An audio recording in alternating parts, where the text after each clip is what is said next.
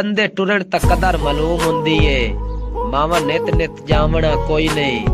मर गया ते केड़े कूड़ होंदे न, किसे दिल विल चावना कोई नहीं। पिछा हट के वसदा शहरां नू, अल्लाह पाक विखावना कोई नहीं।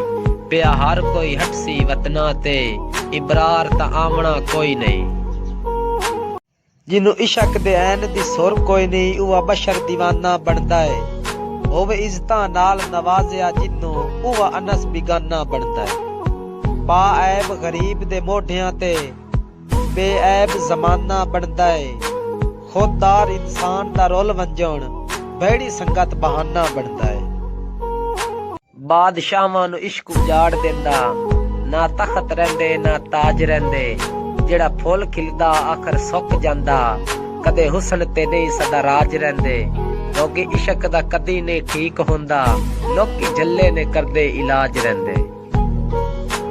उन्हां बंदियां नाल रुसेमे केड़े, जिन्हां बाज ना वकत ढकीवे। भावें खुडियां नाल कोंदे वतन, किसे कीमत ना उसड़ीवे। जदों निखड़ के मिंट गुजार ना सकीए, क्यों रुसन दा लोड करीवे। मुढ दर्द हुनां दी मर्जी ते, सारी उमर गुजार छुड़ीवे। जदों सट गतने बाईवाल उचेरे, नौकर नू सद मरिया चा। नवी संगत दियां परेशानियां भी मैनू तोहफे विच देविया चा।